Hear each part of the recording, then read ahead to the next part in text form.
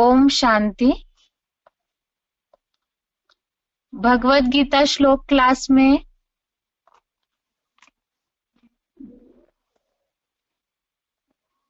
कल मनाए जा रहे महाशिवरात्रि के अवसर पर आज श्लोक क्लास में महाशिवरात्रि संबंधित भगवत गीता से कुछ विशेष बातों को देखते हैं और इसके बाद फिर रविवार को होने वाले श्लोक टेस्ट के लिए श्लोकों की रिवीजन कल अर्थात शनिवार को 18 फरवरी को सब जगह पर शिवरात्रि का प्रोग्राम है, इसीलिए ही कल गीता क्लास नहीं होगा। आज ही श्लोक की रिवीजन और अभी सबसे पहले महाशिवरात्रि के अवसर पर महाशिवरात्रि का भगवत गीता का आपस में क्या कनेक्शन है और साथ में ही महाशिवरात्रि का आध्यात्मिक रहस्य क्या है, उसे गीता श्लोकों के आधार से समझते हैं।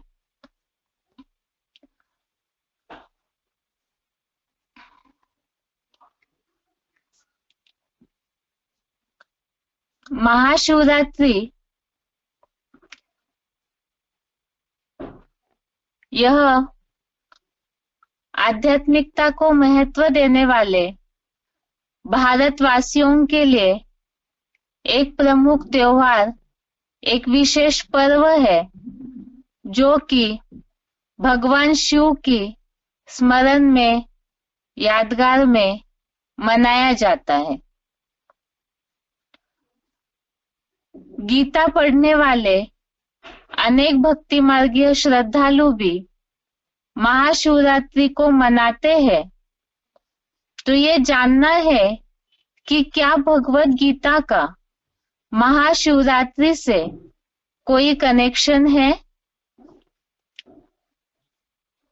कई तो ऐसे भक्त हैं जो ऐसे समझते हैं कि इसका कोई आपस में कनेक्शन नहीं है, संबंध नहीं है, क्योंकि भगवत गीता तो भगवान कृष्ण ने द्वापर के अंत में सुनाई है। ऐसे समझ करके भगवत गीता का और महाशिवरात्रि का कनेक्शन नहीं है, ऐसे समझा जाता है। लेकिन भगवत गीता के श्लोकों का गहरा अध्ययन करने से ये बात सिद्ध हो जाती है कि गीता में उल्लेखित भगवान, उनका कार्यकाल, उनके दिव्य कर्तव्य के यादगार में ही वास्तव में महाशिवरात्रि का पर्व सारी दुनिया में मनाया जाता है। विशेषकर हिंदू लोग इसे मानते हैं। आज हम गीता के श्लोकों के आधार से भक्ति मार्ग में जो महाशिवरात्रि का पर्व मनाया जाता है, जो भगवान शिव के जन्म से संबंधित है, उसे श्लोकों के आधार से समझने का प्रयास करते हैं। सबसे पहले तो भगवान शिव के जन्म से संबंधित बात को समझने के लिए सबसे पहले हम समझते हैं भगवान के रूप को। अब प्रश्न है, आखिर भगवान कौन है और उनका जन्म का रात्रि से क्या संबंध है। और गीता में भगवान के जन्म के बारे में, जन्म की बात तब आए जब हम उनके रूप को, उनके अस्तित्व को पहले जानेंगे। इसी के लिए ही भगवत गीता में क्या उल्लेख आया है, इसे पहले देखते हैं। एक भगवान शिव ही है जिनके लिए ज्योतिर्लिंगम नाम प्रसिद्ध है। ज्योतिर्लिंग कहा जाता है और इसकी यादगार में भारत में तो कई ऐसे प्रसिद्ध ज्योतिर्लिंग है।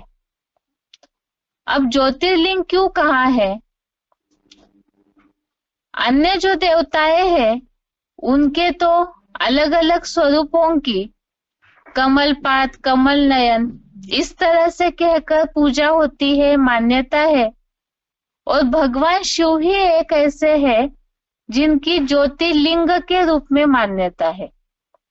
अर्थात ही भगवान शिव का जो रूप है वो ज्योति का स्वरूप है। अब भगवान शिव ज्योति का स्वरूप है तो फिर उनकी लिंग के रूप में पूजा की जाती है, इसका क्या रहस्य है?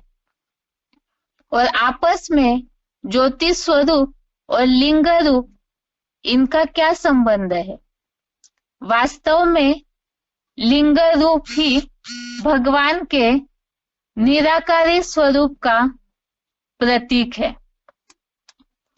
भगवान शिव का जो रूप है वो निराकार ज्योति का स्वरूप है और इसी के यादगार में भगवान शिव की ज्योतिर्लिंग के रूप में पूजा की जाती है, उपासना की जाती है।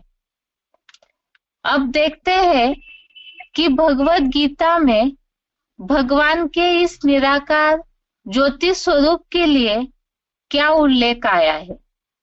भगवत गीता ये सर्वशास्त्र शिरोमणि हिंदू धर्म का मुख्य शास्त्र है। अनेक धर्म वालों ने भी इस पर अभ्यास किया है। इसमें ही भगवान के असली रूप का प्रतीक उल्लेखित भी है। गीता में इसका उल्लेख आया है कि भगवान अणु से भी अनुरूप, अति सूक्ष्म और अव्यक्त है, अर्थात निराकार है। और इसी के लिए ही 8वें अध्याय का 9वां श्लोक, अध्याय 8 श्लोक नंबर 9 में उल्लेख है, अनोरणीयाम सन मनु स्मरेतेय, अर्थात अणु से भी अणु, सूक्ष्माणुरूप ऐसे उल्लेख भगवत गीता में है। इसके अलावा 12वें अध्याय का 3रा श्लोक, अध्याय 12 का श्लोक नंबर 3, इसमें भी उल्लेख है, अव्यक्तम पर्युपासते, अर्थात जो अव्यक्त है रूप उसकी ही सब उपासना करते हैं। भगवान ज्योति स्वरूप है, इसका स्पष्ट उल्लेख 13वें अध्याय के 17वें श्लोक में, अध्याय 13 का श्लोक नंबर 17 में इसका स्पष्ट उल्लेख है, ज्योति शाम अपि तत् ज्योति, अर्थात और ज्योतियों की भी ज्योति है। तो ये ज्योति स्वरूप का उल्लेख भी भगवत गीता में है। एक तो अणु से अनुरूप है, सूक्ष्मानुरूप है, अव्यक्त है, निराकार है, और ज्योति स्वरूप का उल्लेख ज्योति के रूप में 13वें अध्याय में आया है। अब इससे ये बात तो सिद्ध हुई कि भगवान का यथार्थ रूप जो ज्योति स्वरूप है, यही उल्लेख भगवान शिव का ही गीता में भी आया हुआ है। अब देखते हैं, भगवान के रूप को जानने के बाद शिवरात्रि कहा जाता है, तो फिर भगवान के जन्म का रात्रि से क्या संबंध है और इसका गीता में क्या उल्लेख आया हुआ है? भगवान रात्रि में ही क्यों जन्म लेते हैं? दुनिया में तो किसी का भी जन्म होता है तो जन्मदिन कहा जाता है, जन्म दिवस कहा जाता है, जन्म रात्रि नहीं कहते हैं। फिर भगवान शिव जो भगवान है, सर्वशक्ति दाता है, तो उनके जन्म के लिए रात्रि से कनेक्शन क्यों जोड़ दिया? जन्म रात्रि भगवान शिव का रात्रि से क्यों संबंध जोड़ दिया?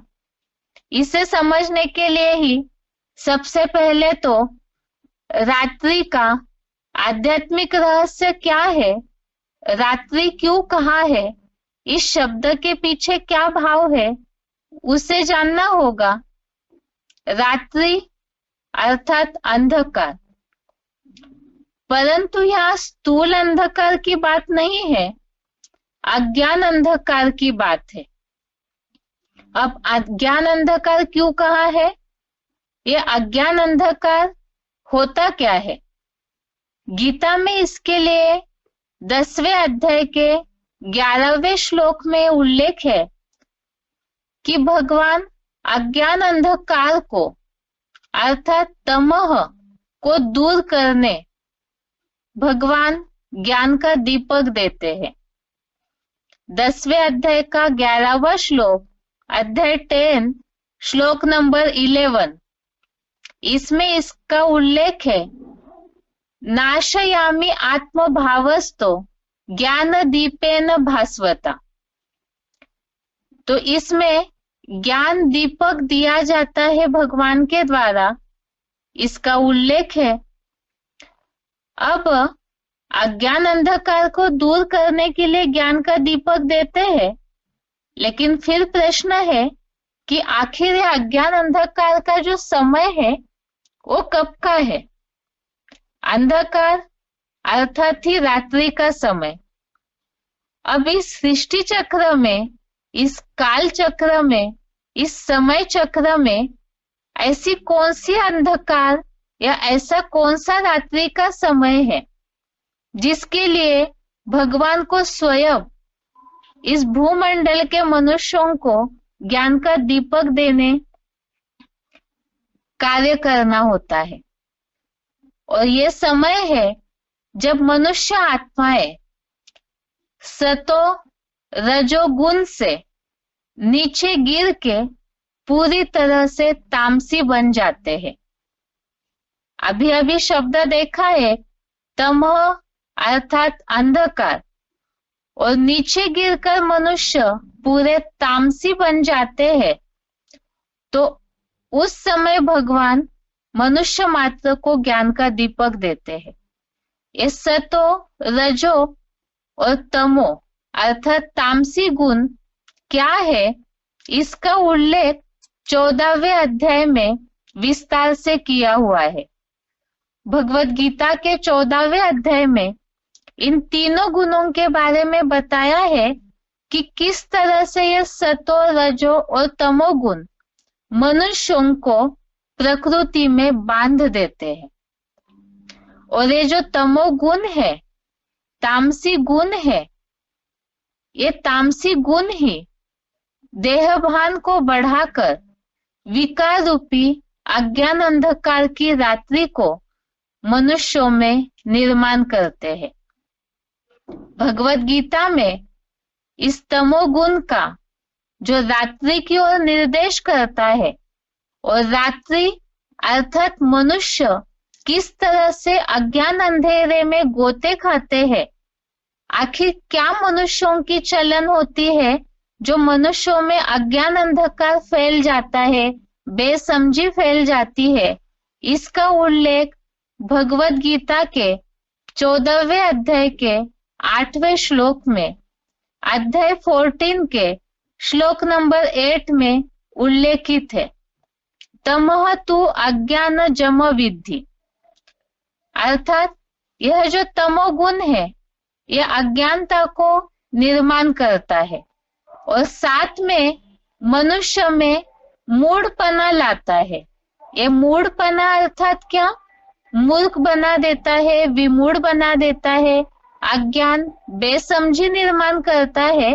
तो ऐसी कौन सी चलन होगी मनुष्य की जो समझा जाएगा कि मनुष्य विमूढ़ बना है? और उसके लिए ही इसी 8वें श्लोक में उल्लेख है, प्रमाद आलस्य निद्रा भी। आलस्य को, निद्रा को बढ़ा करके बांध देता है। तो ये विमूढ़पना है जो तमोगुण, अज्ञानता मनुष्य में बढ़ जाती है और इतना मूढ़ बनता है मनुष्य कि असुर बन जाता है, महाविकारी बन जाता है मनुष्य, जिसकी हालत आज की दुनिया को सभी खुली आंखों से देखते हैं कि विमूढ़पना, हिंसाचारीपना, आसुरीपना, अधमपना किस तरह से मनुष्य में व्यापित है। ये बेसमझी वाली चलन ही वास्तव में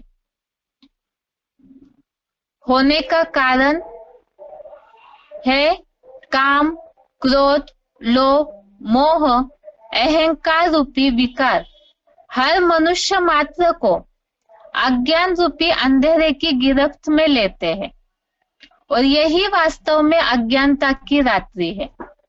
मनुष्य की ये जो आसुरी समान चलन हो जाती है, जिन आसुरी लक्षणों का उल्लेख भगवत गीता के 16वें अध्याय में विस्तार से वर्णन किया हुआ है कि ये जो विकार है, काम, क्रोध, लोभ, मोह, अहंकार, जो दुनिया में भी कहा जाता है काम अंध, क्रोधांध, अर्थात अहंकार से भी मनुष्य अंधा होता है। दुनिया में ये सब जानते हैं, कोई भी बेसमझी वाले चलन चलते हैं, चरित्र से गिर जाते हैं तो कहते हैं कहाँ अंधेरे में ठोकर खा रहा है। तो इसी तरह से ही यही विकारों की अज्ञान अंधकार रूपी रात्रि मनुष्यों की बेसमझी वाली चलन चरित्र का पतन ही मानवीय समाज की अज्ञानता की रात्रि है। और यह समय जिसके लिए बोला है कि यही कलयुगांत का समय है, जहां धर्म की ग्लानि, अधर्म की वृद्धि हो जाती है। हर मनुष्य आत्मा, मानवीय समाज का हर सदस्य स्व आत्मा के धर्म को भूलकर देह भान में स्वार्थी बन जाता है और इतना स्वार्थी बन जाता है, धर्म ग्लानि अर्थात धारणाओं को नष्ट कर लेता है, अपने चलन चरित्र का पतन करता है और इसी के कारण ही अधर्म की अर्थात जहां धारणाएं ही न हो, विपरीत धारणाएं निर्माण होना, इसकी वृद्धि हो जाती है, बढ़ोतरी हो जाती है। और ऐसे समय के लिए ही भगवत गीता में उल्लेख आया हुआ है कि जब अधर्म, धर्म की ग्लानि, वृद्धि हो जाती है अधर्म की, ऐसे समय ही भगवान इस सृष्टि पर दिव्य जन्म लेते हैं अपना दिव्य कर्तव्य करने के लिए। चौथे अध्याय का 7वां श्लोक, अध्याय 4, श्लोक नंबर 7,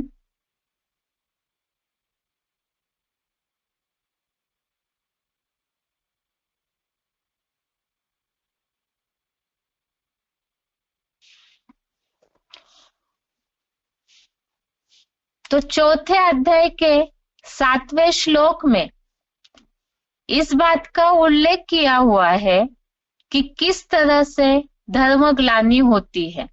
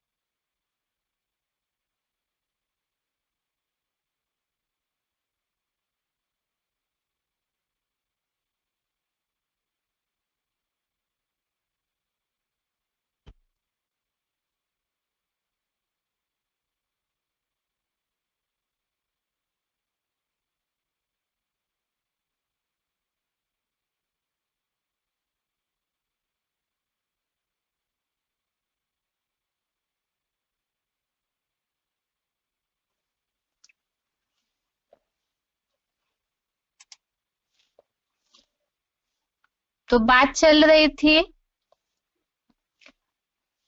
कि जब मानवीय समाज में अधर्म की वृद्धि हो जाती है, धर्म ग्लानि हो जाती है, धारणाएं नहीं रहती, तो ऐसे अज्ञान अंधकार के समय जहां मनुष्य विकारों में गिरफ्त में आ जाता है, ऐसे जेल में मनुष्य अपने आप को बांध लेता है, विकारों की जेल में, अज्ञानता के अंधेरे में, तो ऐसे समय में भगवान इस सृष्टि पर दिव्य जन्म लेते हैं अपना दिव्य कर्तव्य के लिए, जो भगवत गीता में उल्लेख है 4थे अध्याय का 7वां श्लोक, जिससे सभी परिचित है। यदा यदा ही धर्मस्य ग्लानिर्भवति भारत, अर्थात ऐसे समय में जब धर्म की ग्लानि होती है तो उस समय भगवान अधर्म के नाश के लिए इस सृष्टि पर जन्म लेते हैं। अब प्रश्न आता है, भगवत गीता के बारे में तो भक्ति मार्गीय सभी श्रद्धालु गीता पाठी यही समझते हैं कि द्वापर युग के अंत में भगवान ने आकर के अधर्म के नाश के लिए, दुराचारियों के विनाश के लिए अवतार लिया था, महाभारत युद्ध करवाया था। लेकिन अगर विवेक बुद्धि से सोचा जाए तो क्या अधर्म का नाश का समय द्वापर हो सकता है? क्योंकि द्वापर में अधर्म का नाश और धर्म की स्थापना का कर्तव्य होता, तो फिर द्वापर के बाद पापी कलयुग क्यों आया? दूसरी बात, द्वापर युग में तो मनुष्य रजोगुणी होते हैं, और जैसे इतिहास में भी देखा जाए तो द्वापर से ही 2500 वर्षों के लगभग समय से ही धर्मों की स्थापना की शुरुआत हुई है।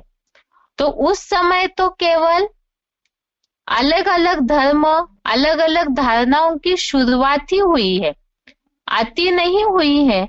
जहां अति हो वहां ही अंत का समय कहा जाता है, क्योंकि ये तो मान्यता है, अति होने पर अंत होता है। तो इस हिसाब से ही वास्तव में कलयुग के अंत में ही कलह क्लेश जहां बढ़ जाता है, एक कलह क्लेश तभी बढ़े जब अनेक मत मतांतर, उनमें भिन्नताएं, अनेकों में स्वभाव संस्कारों में, विचारों में मतभेद निर्माण हो, संघर्ष कलह निर्माण हो। और यही ये समय है सृष्टि चक्र का, काल चक्र का, कलयुग का अंत का समय, जब मनुष्य आत्माएं सतयुग से कलयुग आते आते पूरी तरह से सात्विक देवता से, सतोगुण से नीचे गिरकर तामसी असुर बन जाते हैं। और इसी कलयुग के अंत के समय और सतयुग आदि के समय का जो बीच का समय है, जिसे पुरुषोत्तम संगम युग कहा जाता है, यही वास्तव में भगवान के दिव्य जन्म का समय है। जिन्हें डिस्प्ले दिख रहा है वो देख पा रहे होंगे कि सृष्टि चक्र का जो चित्र है उसमें पुरुषोत्तम संगम युग अर्थात कलयुग, अंधेरे का अंत और सतयुग के शुरुआत का बीच का जो समय है उसे दिखाया है। तो यही सृष्टि चक्र का समय है जिस समय भगवान अंधेरे को मिटाने के लिए ज्ञान सूर्य अपना दिव्य कर्तव्य करने के लिए इस सृष्टि पर अवतरित होते हैं। गीता के अन्य श्लोक में भी इसका उल्लेख आया हुआ है कि पुराने कल्प का अंत और नए कल्प के आदि को ही भगवान का कार्यकाल बताया है। 9वें अध्याय का 7वां श्लोक, अध्याय 9 श्लोक नंबर 7, इसमें उल्लेख है, कल्पक्षये पुनस्तानि कल्पादो विसृजाम्यहम्, अर्थात कल्पक्षय, कल्प का अंत और कल्पादो अर्थात नए कल्प के आदि के समय शुरुआत करने के लिए भगवान इस सृष्टि पर अवतरित होते हैं। इसी को ही भगवान के इस कार्य के लिए ही अर्थात जगत परिवर्तन के लिए जो तामसी सृष्टि बन चुकी है, रो रो नरक बन चुकी है ये कलयुगी सृष्टि, इसे ही स्वर्ग बनाने के लिए नरक अर्थात ही नर जो करे सो नरक, मनुष्यों ने विकारों की गिरफ्त में आकर जो अज्ञान अंधकार अधर्म बढ़ाया है उसका नाश करने के लिए और कलयुग का विनाश और सत्धर्म की स्थापना के लिए ही भगवान इस सृष्टि पर अपना कर्तव्य करने के लिए ही अवतरित होते हैं। गीता में इस बात का उल्लेख है, जो दुनिया ये सृष्टि जो पतन की ओर जा रही थी मनुष्यों के कर्मों के कारण, एक भगवानी है जो इसे सही दिशा में ऊंचा उठा सकते हैं, अर्थात पतन की ओर जा रही सृष्टि को विपरीत दिशा देना, उत्थान की ओर फिर से पलटाना, एक कार्य स्वयं भगवान ही कर सकते हैं, अर्थात नरक को स्वर्ग बनाने का महान परिवर्तन का कार्य, जिसके लिए ही भगवत गीता में उल्लेख है। 9वें अध्याय का 10वां श्लोक, अध्याय 9 श्लोक नंबर 10, इसमें शब्द आया है मयाध्यक्षेण प्रकृति, मेरी अध्यक्षता में, और इसी श्लोक में शब्द आया है जगत भी परिवर्तते, ये जगत उल्टी दिशा में परिवर्तित हो जाता है। जो नीचे गिर रही थी सृष्टि या यह जगत, उसे विपरीत दिशा में परिवर्तन करना, और भगवान के इस दिव्य कर्तव्य का ही उल्लेख रुद्राष्टकम में भगवान के लिए गाया हुआ है। कलातीत, कल्याण, कल्पांतकारी, कला उनसे अतीत है जिनके गुणों की कोई महिमा नहीं, सदैव और जो भी कार्य करते हैं भगवान शिव, शिव अर्थात ही कल्याणकारी, और साथ में ही इस सृष्टि पर पुराने कल्प का अंत करते हैं तो कल्पांतकारी कहे गए हैं, और नए कल्प की आदि करते हैं, जिसके लिए भगवत गीता में उल्लेख है कल्पादो विसृजाम में हम। अब यह कलातीत भगवान कल्प के अंत में ही यह कल्याण का दिव्य कर्तव्य करते हैं। फिर प्रश्न है कि भगवान नरक को स्वर्ग में कैसे परिवर्तित करते हैं। ये जो सृष्टि 5 तत्वों की बनी हुई है, ये जो भूमंडल है, सागर, आसमान, केवल इसके परिवर्तन से ही क्या ये मानवीय सृष्टि नरक से स्वर्ग बन जाएगी? नहीं। जो मनुष्य ने इस स्वर्ग की भारतीय जो सुखहाल विश्व था, मनुष्यों के कर्मों से यह सृष्टि नरक बनी है, तो मनुष्य को ही पहले सुधरना होगा, तभी यह सृष्टि नरक से स्वर्ग बन सकती है। और यही तामसी मनुष्यों को सात्विक देवता बनाने का दिव्य कर्तव्य भगवान करते हैं। अब वो कैसे करेंगे? तो इसका ही तरीका बताया है भगवत गीता का गुह्य ज्ञान और राजयोग की शिक्षा के द्वारा। भगवान इस सृष्टि को और मूल रूप में मनुष्य आत्माओं को परिवर्तन कराते हैं। मनुष्य जो स्व को अर्थात आत्मा को भूलकर इस देहभान की मिट्टी में ही उलझा हुआ है, और इसी के कारण अज्ञानता में आकर के निर्विकारी देवता से विकारी असुर बन गया है। तो अज्ञानता के कारण असुर बना, इसीलिए ही उस अज्ञानता के बदले उनमें ज्ञान की और योग की शिक्षा देकर के मनुष्य को तामसी असुर से सात्विक देवता बनाने का दिव्य कर्तव्य भगवान करते हैं, जिसका उल्लेख अभी अभी हमने देखा था 10वें अध्याय के 11वें श्लोक में, जो उल्लेख है नाशयामि आत्मभावस्तो ज्ञान दीपेन भास्वता।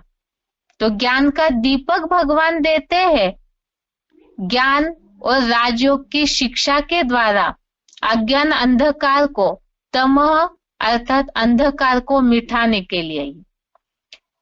और ये मिटाने के लिए जो गीता ज्ञान दिया जाता है, जिसका उल्लेख 9वें अध्याय के पहले श्लोक में है, अध्याय 9 श्लोक नंबर 1, इसमें उल्लेख है इदम तूते गुह्यतमम, गुह्यते गुह्य ज्ञान। और इसी श्लोक में उल्लेख है ज्ञानम विज्ञान सहितम यद ज्ञात्वा मोक्ष से अशुभात, अर्थात ये जो विशेष ज्ञान भगवान ने नर अर्जुन को, जो नंबरवार मनुष्य रूपी अर्जुन है, उन्हें ये गुह्य ज्ञान दिया है ताकि वो अशुभ से मुक्ति पा सके। मोक्ष से अशुभात अर्थात ही अशुभ से, अज्ञानता से मुक्ति पा सके। और इसी अध्याय में दूसरा श्लोक, अध्याय 9 का श्लोक नंबर 2, इसमें भी उल्लेख है राज विद्या राजगुह्यम पवित्रम इदम उत्तमम, अर्थात ही ये राजाओं की विद्या है, गुह्य ते गुह्य रहस्य है, पवित्र है। तो जो मनुष्य विकारों की गिरफ्त में आकर के पूरी तरह से अपवित्र बन चुके हैं, अज्ञानी असुर बन चुके हैं, तो उन्हें ही यह गुह्य ते गुह्य गीता ज्ञान दिया जाता है। यही पवित्र ज्ञान है, जिसके लिए ही उल्लेख आता है रीते ज्ञानान्न मुक्ति।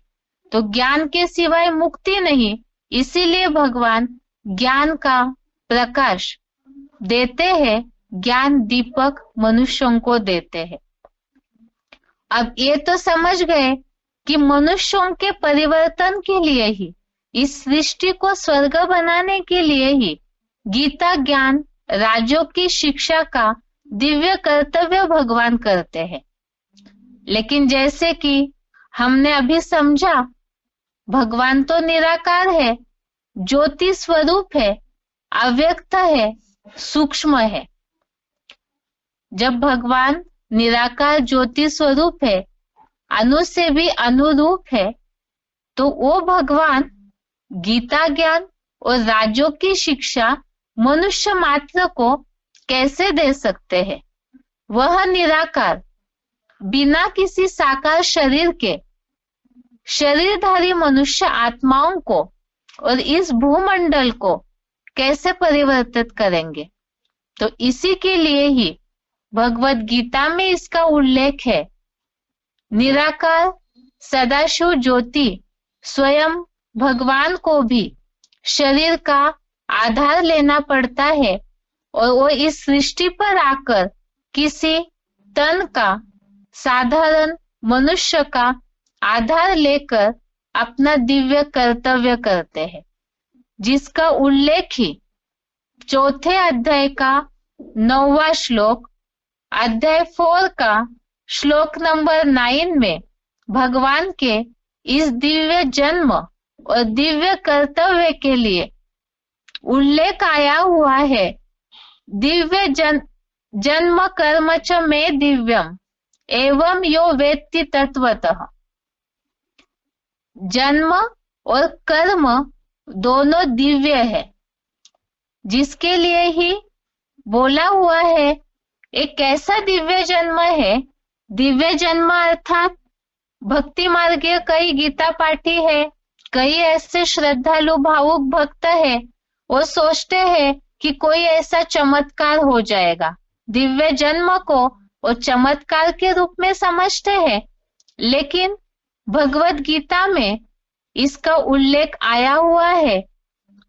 भगवान मनुष्यों की तरह गर्भ से जन्म नहीं लेते हैं, अपितु अपने प्रकृति को अधीन करके जिस तन का आधार लेते हैं उस शरीरधारी, क्योंकि मनुष्य तो प्रकृति के 5 तत्वों का पुतला है, तो ऐसे प्रकृति को अधीन करके भगवान अपना दिव्य जन्म लेकर दिव्य कर्तव्य करते हैं।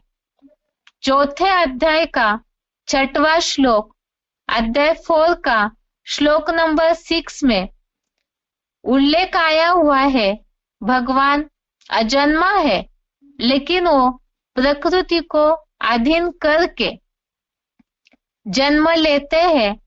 चौथे अध्याय का 6वां श्लोक, अजोपि सन्निवयात्मा भूतानामीश्वरोऽपि सन् प्रकृतिं स्वामधिष्ठाय संभवाम्यात्म मायया। अर्थात श्रेष्ठ ते श्रेष्ठ शासन करता है भगवान।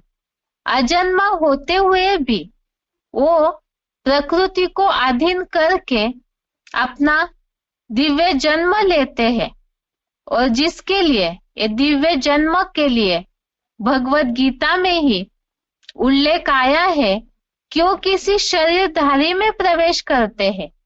उनके इस प्रवेश करके कार्य करने के बारे में उल्लेख आया है भगवत गीता का 11वें अध्याय का 54वां श्लोक। इसमें शब्द आया है प्रवेश तुम च परंतप, अर्थात मैं प्रवेश करने योग्य हूँ। प्रवेश करके भगवान उस प्रकृति को अधीन करके शरीरधारी में प्रवेश करके अपना प्रवेश करके दिव्य जन्म हुआ, और उसके बाद उस तनधारी के द्वारा भगवान अपना दिव्य कर्तव्य करते हैं। अब निराकार शिव जो है, उनके इस साकार स्वरूप को पहचान देने के लिए भगवत गीता में ही 9वें अध्याय का 11वां श्लोक, अध्याय 9 श्लोक नंबर 11 में भगवान साधारण मनुष्य तन का आधार लेते हैं, किस प्रकृति को अधीन करते हैं, तो वो साधारण तन है उसकी ओर इशारा दिया है। भगवत गीता में इसका उल्लेख है, औजानंती मां मूढ़ा मानुषिम तनु आश्रितम, अर्थात ही भगवान जिस तन का आधार लेते हैं, मनुष्य तन का, मानवीय तन का, उस साधारण तनधारी को जो मूढ़मती मनुष्य है, कलयुगांत में विकारों की गिरफ्त में आकर अज्ञानता के कारण, तामसी गुण के कारण जो मनुष्य मूढ़ बन चुके हैं, तो ऐसे मूढ़मती मनुष्य उस साधारण तन में आए हुए दिव्य कर्तव्य, दिव्य जन्म के साथ आए हुए उस भगवान के कार्य को समझ नहीं पाते हैं। जिस मनुष्य तन के आधार भगवान शिव लेते हैं, उसी के द्वारा वह निराकार शिव इस संसार में प्रत्यक्ष होते हैं। अब भगवान शिव जिस साधारण तन के द्वारा, जिस साकार तन का, मनुष्य का आधार लेकर के अपना कर्तव्य करते हैं, उस साकार स्वरूप की ही उपासना निराकार शिव की उपासना से श्रेष्ठ कही गई है, श्रेष्ठ मानी जाती है। जिसके लिए भगवत गीता का 12वें अध्याय का 2 श्लोक, अध्याय 12 श्लोक नंबर 2, इसमें इस बात का उल्लेख आया हुआ है, नित्य युक्ता उपासते, अर्थात नित्य उसकी उपासना की जाती है, श्रद्धया परयोपेतास्ते में युक्त तमामतः। उस साकार स्वरूप की उपासना निराकार की उपासना से श्रेष्ठ मानी गई है। अब प्रश्न निर्माण होता है, भगवान शिव जिस तन के द्वारा संसार में प्रत्यक्ष होते हैं, उस साकार स्वरूप की यादगार क्या है? ये तो हमने समझा कि साकार स्वरूप की ही मान्यता ज्यादा है निराकार की उपासना से भी। क्यों ऐसे? और वो साकार तन, उसका यादगार क्या है? उस साकार स्वरूप की यादगार ही दुनिया में प्रसिद्ध है मूर्तिमान शंकर।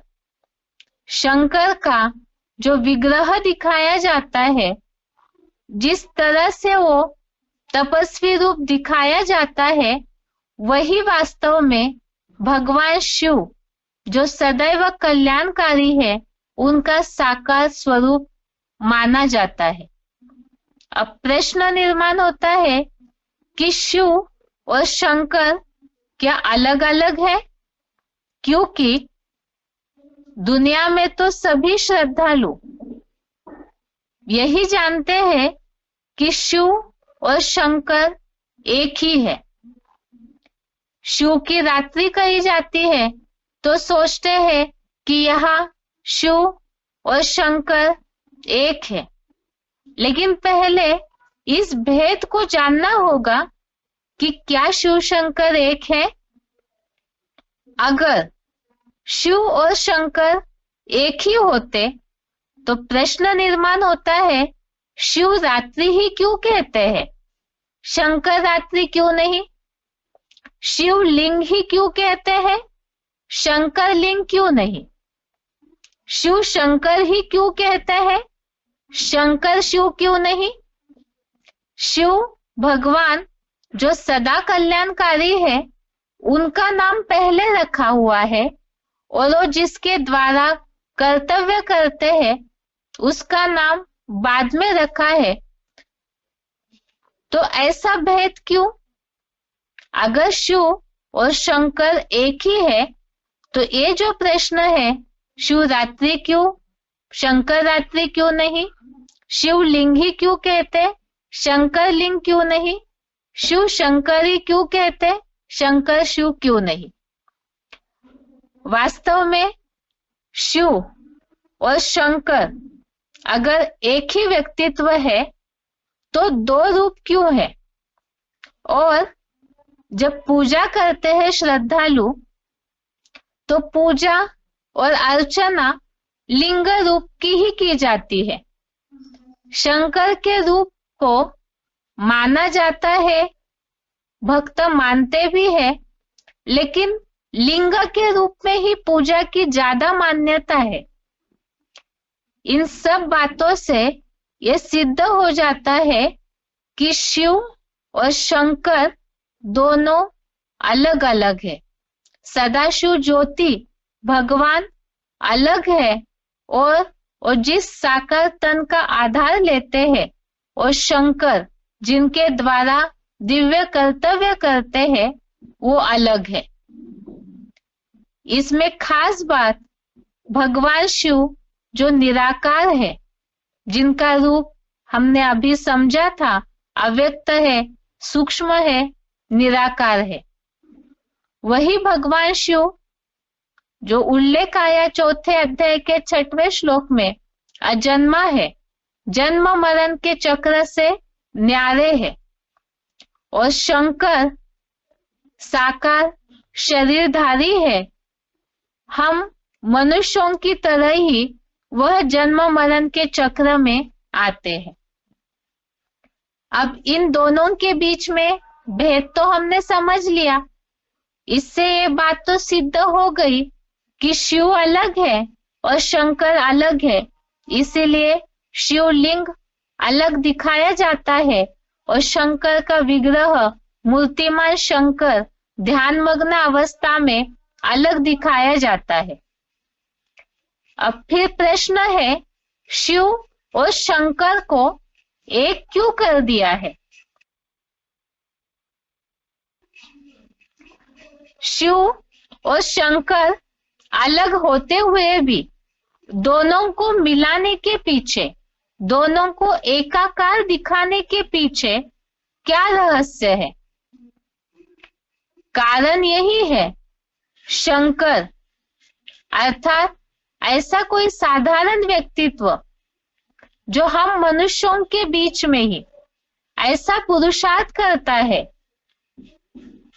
जो अभी अभी देखा भगवान शिव जो गीता का गुह्य ज्ञान और राजयोग की शिक्षा देते हैं, उस गुह्य ज्ञान और विशेष राजयोग की शिक्षा को धारण करने में यह शंकर मनुष्य आत्माओं के बीच में सबसे तीखा पुरुषार्थ करते हैं, और इतना तीखा पुरुषार्थ करते हैं कि वह शिव समान ही निराकारी स्टेज को धारण कर लेते हैं।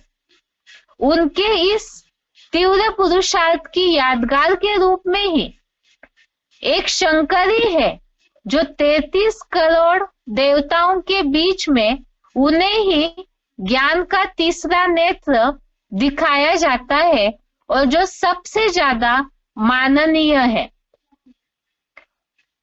एक शंकरी है जिनके योगी अवस्था के सबसे ज्यादा चित्र मिलते हैं।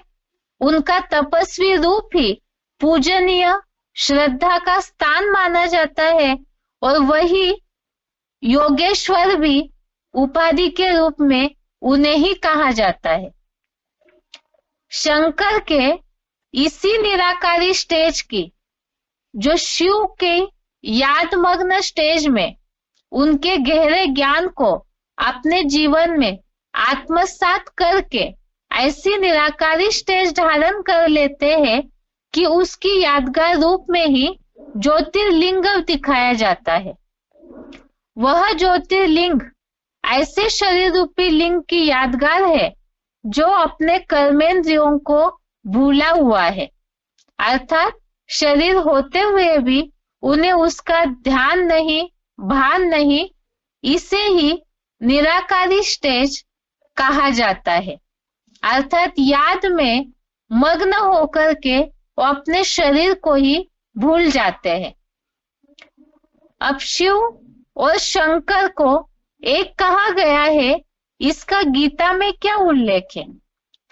यह शंकर ही ऐसी ध्यानमग्न अवस्था में इतने ऊंचे चढ़ गए हैं, उसकी यादगार में ही भगवत गीता में ही कुछ उनके पुरुषार्थ को उनके उस दिव्य कर्म के रूप में उल्लेख आया है कि सब आत्माएं क्षरित है, एक भगवान ही अक्षर है, अर्थात सभी आत्माएं जो है वो गिरावट वाली है, एक भगवानी है जो अक्षर है, जिसका उल्लेख भगवत गीता के 15वें अध्याय के 16वें श्लोक में है।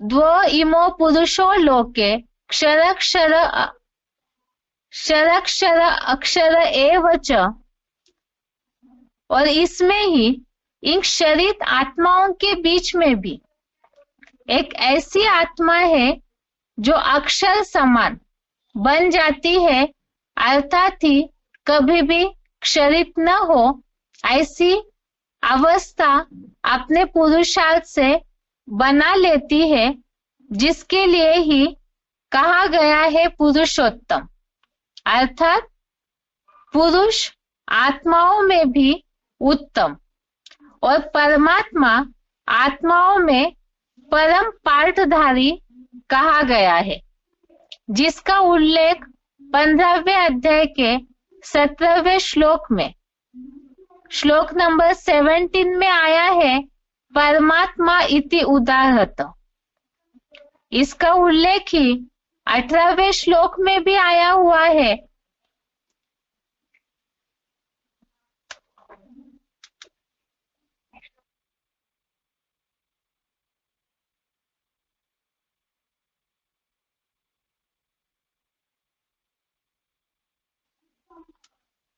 15वें अध्याय में भगवान शिव को याद करके शंकर जो अपनी अवस्था बना लेते हैं, उत्तम बन जाते हैं, उसका उल्लेख है। और यही शंकर ही शिव समान निराकारी स्टेज धारण करते हैं उसकी यादगार के रूप में। जैसे कि निराकारी स्टेज धारण कर ली, शिव समान बने, इसके स्मरण में, उसकी यादगार में ही शंकर को निर्वस्त्र दिखाया जाता है। वास्तव में जो सबको सुख शांति का दाता है, जिनके मंदिर में जाकर के सब भक्त भर दे झोली कहते हैं, तो उन्हें इस तरह से निर्वस्त्र क्यों दिखाया गया है? वास्तव में यहाँ स्थूल वस्त्र की कोई बात ही नहीं है।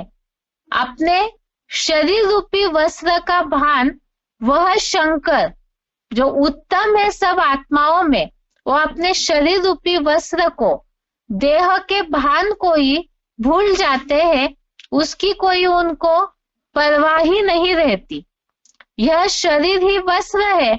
इसकी तुलना भगवत गीता का दूसरे अध्याय के 22वें श्लोक में है, वासांसी जीर्णानि, अर्थात यह शरीर ही वस्त्र है और शंकर को इस शरीर रूपी वस्त्र का कोई भान नहीं रहता है, अर्थात ही निराकारी स्टेज का वो प्रतीक है। इसीलिए ही शास्त्रों में शिव का नाम ही 33 करोड़ देवताओं में भी एक शंकर ही है, जिनका नाम भगवान शिव के साथ मिलाया है, एकाकार किया है, और शंकर को ही देवों में भी महादेव, महान देवता की उपाधि दी गई है। इसी का उल्लेख भगवत गीता के 11वें अध्याय के 38वें श्लोक में, 38 नंबर श्लोक में, वह महान देव है, आदि देव है, इसका उल्लेख भगवत गीता में है। त्वमादि देव पुरुष पुराण, अर्थात वह आदि देव है, पुराण पुरुष भी है। अब प्रश्न उठता है कि इतने सारे गुणों का जो वर्णन है, निराकारी स्टेज दिखाई है, याद मग्न अवस्था का वो चित्र, और साथ में ही शंकर की जो इतनी महिमा है, जैसे दिखाया जाता है, निर्वस्त्र है, भस्म रमाए हुए है, शमशान में रहने वाले हैं, जिनकी इतनी मान्यता है, तो क्या इस तरह का शंकर का जो व्यक्तित्व दिखाया जाता है, तो सच में ही ऐसे कोई भस्म रमाए हुए शमशान में रहने वाले कोई महादेव होते हैं? वास्तव में ही देवों के देव है वो, तो शमशान में दिखाने का रहस्य उनके इस दिव्य कर्तव्य जो बताया कि साधारण तन में भगवान आकर के भी वो तनधारी ऐसा असाधारण कर्तव्य करते हैं, असाधारण पुरुषार्थ करते हैं कि जिनकी यादगार के रूप में ही उनके भक्तों ने चित्रों में, यादगारों में, शास्त्रों में, मूर्तियों में उनके उस रूप को इस तरह से दिखाया है। इसी साकारी सो निराकारी स्वरूप के द्वारा ही भगवान शिव संसार में प्रत्यक्ष होते हैं। इन दोनों का, अर्थात भगवान शिव और महादेव शंकर का इतना तादात्म्य स्थापित हो जाता है, इतने एकाकार हो जाते हैं, जिसके कारण शिव और शंकर एक है कि मान्यता सारे संसार में प्रसिद्ध हो जाती है।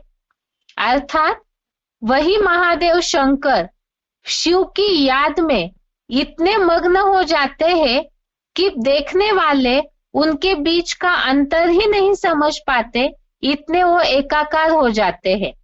और इसी की यादगार रूप में महादेव शंकर को इस तरह से मूर्तियों में, चित्रों में वर्णन किया हुआ है।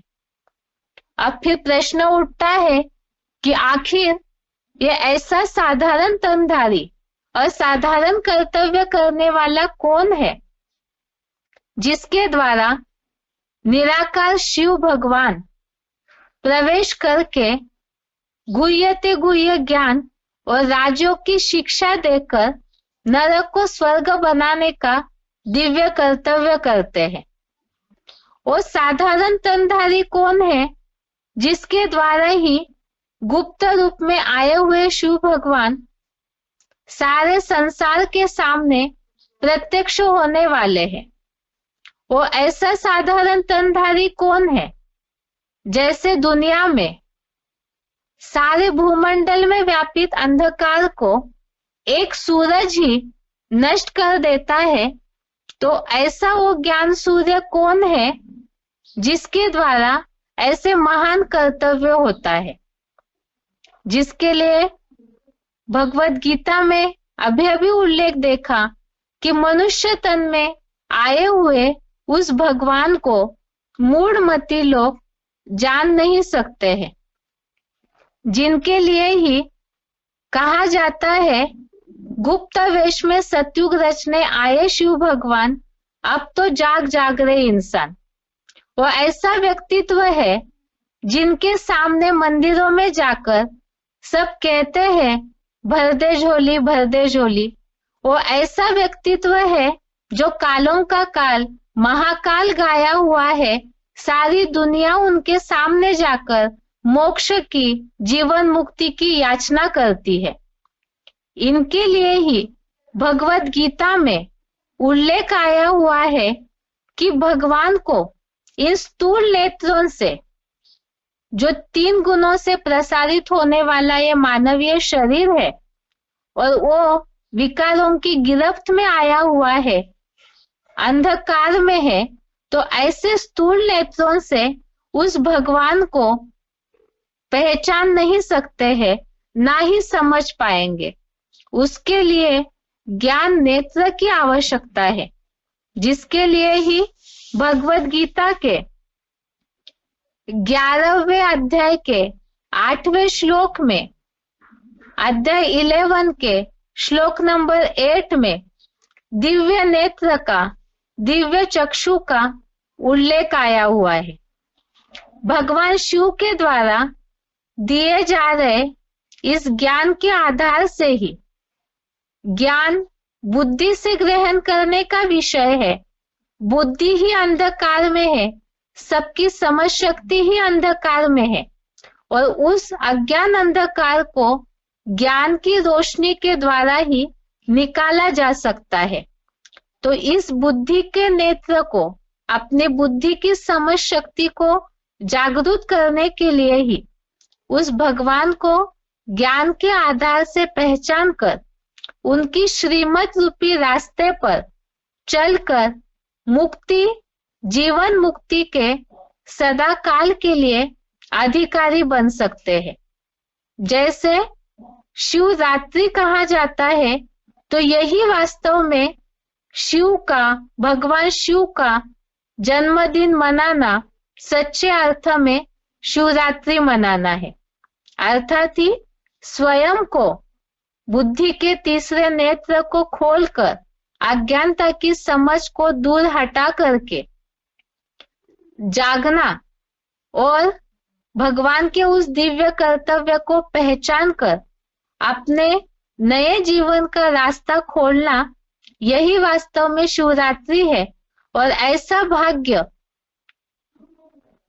कल्प में एक ही बार आता है, जो कि कहा जाता है दुनिया में भी अभी नहीं तो कभी नहीं।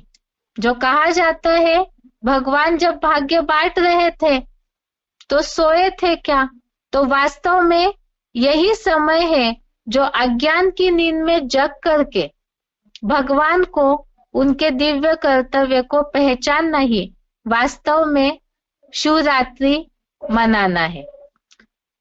अब महाशिवरात्रि, मनाते समय भक्ति मार्गीय श्रद्धालु बहुत सारी विधियों को अपनाते हैं, जैसे कि बेलपत्र चढ़ाया जाता है भगवान शिव पर, और ये बेलपत्र भी 3 पत्तों वाला होता है। यह 3 पत्ते बेलपत्र के वास्तव में भगवान शिव के, त्रिमूर्ति शिव के 3 कार्यकर्ताओं की, 3 दिव्य कर्तव्यों की यादगार है। ब्रह्मा, विष्णु और शंकर, यह भगवान शिव के जो 3 कर्तव्य के करने वाले हैं, उसका यादगार है।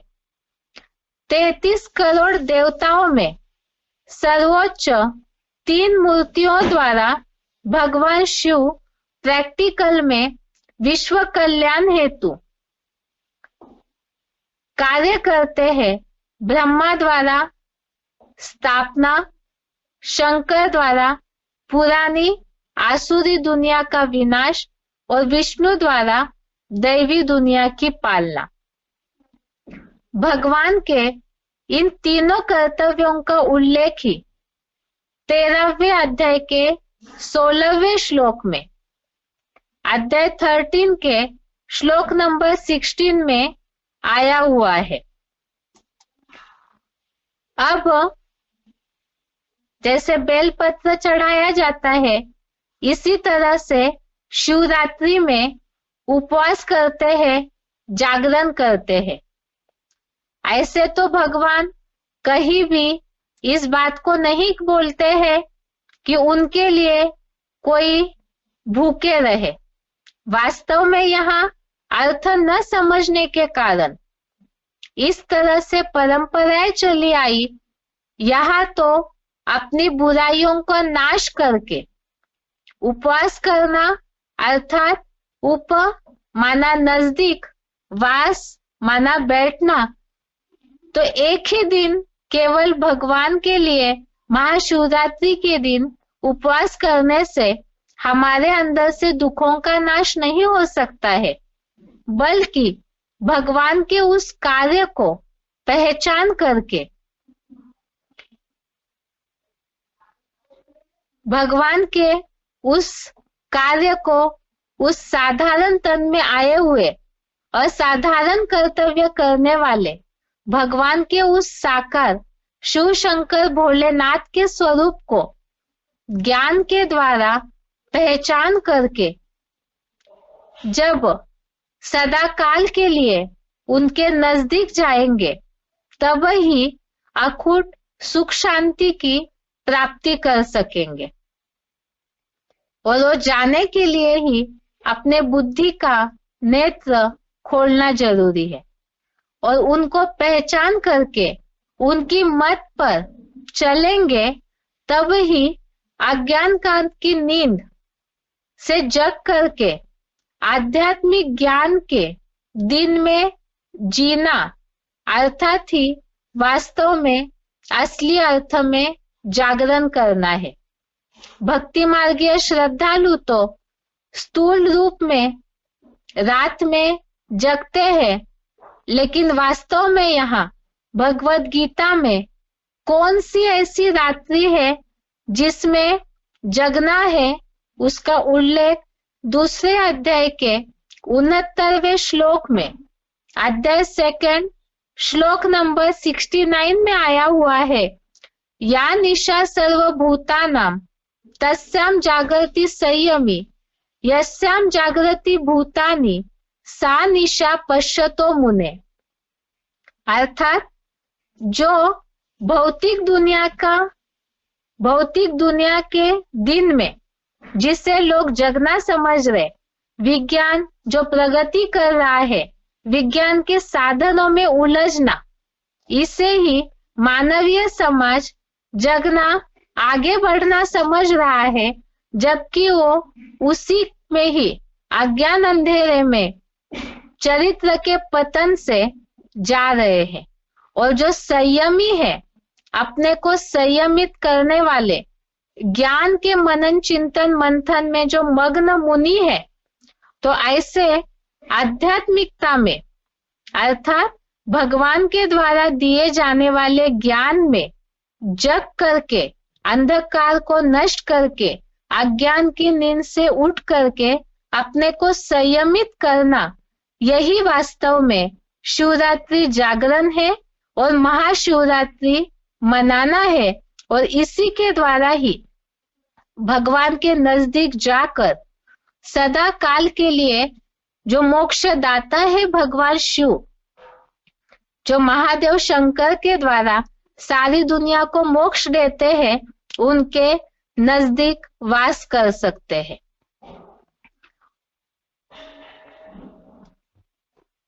इन सब बातों को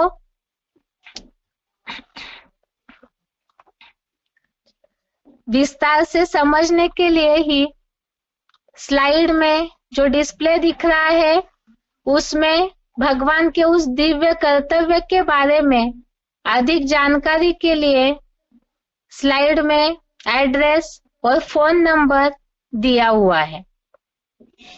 अभी आगे रविवार को जो श्लोक टेस्ट है उसके लिए रिवीजन में श्लोकों का अर्थ नहीं पढ़ेंगे आज, क्योंकि क्लास का समय पूरा हो चुका है। इसीलिए श्लोक नंबर और केवल रेफरेंस नंबर बताएंगे कि कौन से श्लोक के लिए रेफरेंस लिया हुआ है। श्लोक टेस्ट के लिए इस हफ्ते श्लोक नंबर है 4थे अध्याय का 11वें श्लोक से 14वां श्लोक, श्लोक नंबर 11 से श्लोक नंबर 14। श्लोक नंबर 11 ए यथा माम प्रपद्यन्ते, इसमें उल्लेख है भगवान से जो सर्व संबंध जोड़ते हैं, पूरी तरह से अर्पणमय होते हैं, तो भगवान भी उन्हें उसी तरह अपनाते हैं। दूसरा 4थे अध्याय का 12वां श्लोक, श्लोक नंबर 12 कांक्षन्तः कर्मणाम सिद्धिम, अर्थात भगवान को अपनाने के बाद जो कर्मों की सफलता के इच्छुक है, वास्तव में यहाँ पुरुषोत्तम संगम युगी लोक में जो मनन चिंतनशील मनुष्य है, उनके लिए ही कर्मों से उत्पन्न सफलता शीघ्र होती है। अर्थात एक ही जन्म में ऐसे तीव्र पुरुषार्थी बनते हैं कि मनुष्य से देवता बन जाते हैं। 4थे अध्याय का 13वां श्लोक, ऐसे कर्मों को करते समय जो जैसे ज्ञान को धारण करते हैं वैसे ही कर्म करते हैं, जिसका उल्लेख 4थे अध्याय का 13वां श्लोक चातुर्वर्ण्यम मया सृष्टम, तो गुण और कर्मों के विभाग अनुसार, स्वभाव अनुसार यहाँ ही ब्राह्मणों की सृष्टि में 4 वर्णों की रचना हुई थी। इन 4 वर्णों के बारे में हमने सिलेक्टेड पॉइंट्स में स्पष्ट रीति से समझा है। इसी के लिए समझने के लिए 18वें अध्याय का 41 से लेकर 44 तक, अध्याय 18 का श्लोक नंबर 41 से श्लोक नंबर 44 तक श्लोक लिए थे, जिसमें किस तरह से 4 वर्णों का उल्लेख है, ब्राह्मण, क्षत्रिय, वैश्य, शूद्र, और इनके कर्मों को किस तरह विभाजित किया है, उसे हमने देखा था। इसके अलावा 4थे अध्याय का 14वां श्लोक, अध्याय 4 श्लोक नंबर 14, इसमें न माम कर्माणि लिम्पन्ति न मे कर्म फले स्पृहा, अर्थात भगवान जो दिव्य कर्तव्य करते हैं इस सृष्टि पर, उनके उस कर्तव्य को नहीं पहचानते हैं लोग। इसीलिए भगवान ने इसका उल्लेख किया कि उन्हें कोई कर्मों का बंधन नहीं, न ही कर्मों के फल में कोई इच्छा है। इस रूप में तत्वों सहित भगवान के कार्य को जो यथार्थ रीति जान लेते हैं, वो कर्मों में नहीं बनते और इस श्लोक को गहराई से समझने के लिए रेफरेंस श्लोक लिए थे। 9वें अध्याय का 9वां श्लोक, अध्याय 9 श्लोक नंबर 9, जिसमें उल्लेख है भगवान उदासीन के समान कर्म करते हैं। भगवान के दिव्य जन्म और कर्तव्य का उल्लेख 4थे अध्याय का 9वां श्लोक, अध्याय 4 श्लोक नंबर 9। इसके अलावा 10वें अध्याय का 3रा श्लोक, अध्याय 10 श्लोक नंबर 3, जिसमें ये बोला है अजन्मा होते हुए भी वो ऐसे कर्तव्य करते हैं जो मनुष्य सब पापों से मुक्त हो जाते हैं। ऐसे ही 13वें अध्याय का 18वां श्लोक, अध्याय 13 श्लोक नंबर 18, इसमें भी क्षेत्रज्ञ को जानने वालों का उल्लेख आया है। 18वें अध्याय का 17वां श्लोक, अध्याय 18 श्लोक नंबर 17, इसमें उल्लेख है कि किस तरह से भगवान उस तन के द्वारा कर्तव्य करते हैं जिसमें लिंपायमान नहीं होते हैं, और वो लिंपायमान न होना, कर्मों के बंधन में न आना, अर्थात ही कमल पुष्प समान जीवन, जिस कमल पुष्प पे मैलिन पानी का असर नहीं होता। 5वें अध्याय का 10वां श्लोक, अध्याय 5 श्लोक नंबर 10। इस तरह से रेफरेंस श्लोक के साथ इस हफ्ते के श्लोक की रिवीजन है। समय की कमी को देखते हुए शॉर्ट में रिवीजन किया है। रविवार को श्लोक टेस्ट है, उस हिसाब से तैयारी कर सकते हैं। इसके साथ साथ ही गीता क्लास पूरा होता है। ओम शांति।